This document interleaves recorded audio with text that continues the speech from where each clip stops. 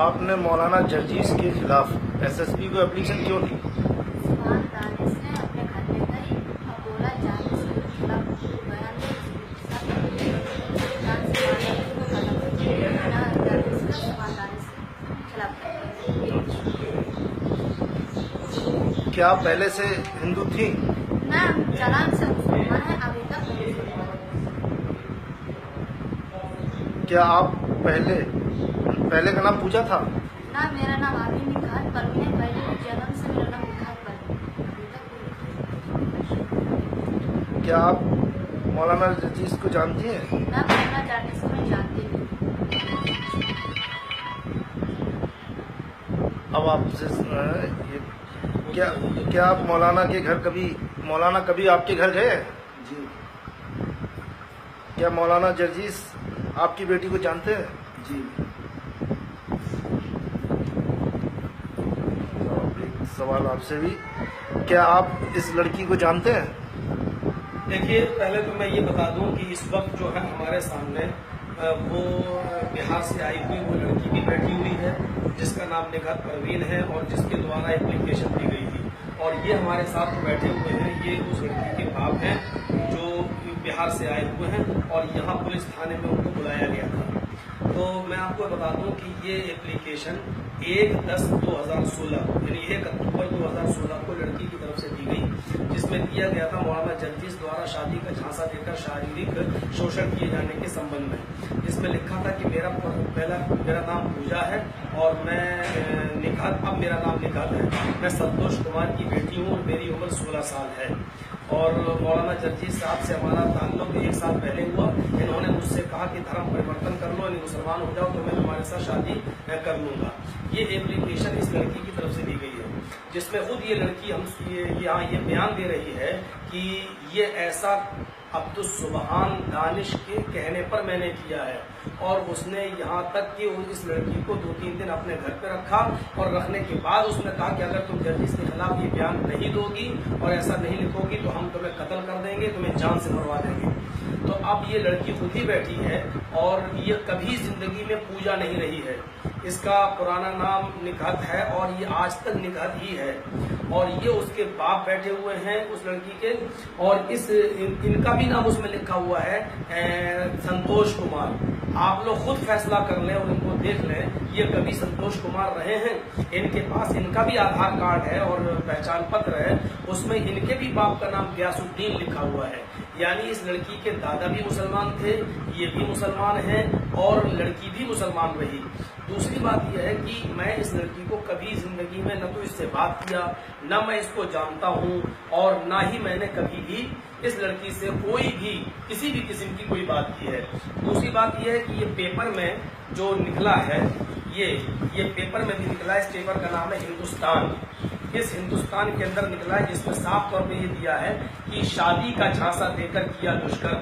और इसमें भी उस लड़की की तरफ से ये लिखा जा रहा है कि पहले मेरा धर्म परिवर्तन कराया और फिर बिहार में तकरीर के दौरान मौलाना ने किशोरी को अपने जाल में फंसाया। पीड़ित ने एसएसपी से गुहार लगाई। ऐसा ही एक आरोप 1 साल पहले भी बनारस की रहने वाली युवती पे लगा चुका है। मैं सिर्फ इतना बताना चाहता हूं कि सुभान दानिश 10 साल पहले चुनाव में मुझसे हार गया, जिसकी बौखलाहट उसको इतनी सवार है कि वो लड़कियों का तस्कर बन गया है। कभी बनारस से कोई लड़की लाता है और वो इटावा में मेरे ऊपर केस करवाना चाहता है, लेकिन वो इटावा में केस नहीं हुआ। फिर वो बनारस के अंदर उसने केस करवाया, फिर वो चार्जशीट बन के जब तैयार हुई तो उस चार्जशीट के अंदर मेडिकल रिपोर्ट में कुछ नहीं आया, लड़की होटल भी नहीं बता पा रही है। और तीसरी बात सबसे बड़ी यह है कि लड़की के माँ बाप यानी बनारस की लड़की के माँ बाप ने भी इस बात को एक्सेप्ट किया कि मौलाना जर्जीस कभी हमारे घर नहीं आए हैं। तो अब्दुस्सुबहान दानिश बार बार ये कहता है कि हमें इसको ओहदे से हटाना है। ये पूरी जमात अहले हदीस के मगरबी यूपी के अमीर हैं, हमको किसी भी तरीके से इस ओहदे से इसको हटाना है। एक नहीं, हमको 50 लड़कियां भी लाने की जरूरत पड़ेगी तो हम लाएंगे। तो ये एक गिरा हुआ काम कर रहा है और आप लोगों को मैं सबको ये बताना चाहता हूं कि ये न तो अहले हदीस है, ना देवबंदी है ना बरेलवी है। ये शियों में शिया बन जाता है, देवबंदियों में देवबंदी बन जाता है, बरेलवियों में बरेलवी बन जाता है, अहले हदीसों में अहले हदीस बन जाता है। इसका काम सिर्फ ठगी करने का है और चंदा करने का है। इसका न तो कोई एनजीओ चल रहा है और ना ही इसका कोई मदरसा चल रहा है। और ये भी कहता है जाकर कि मैंने इतने हिंदुओं को मुसलमान किया है। इसने आज तक 2-3 हिंदुओं को भी मुसलमान नहीं किया है। ये फ्रॉड है, 420 है। ये जहां पर भी चंदा करते हुए पकड़ा जाए, आप हमें फोन करें।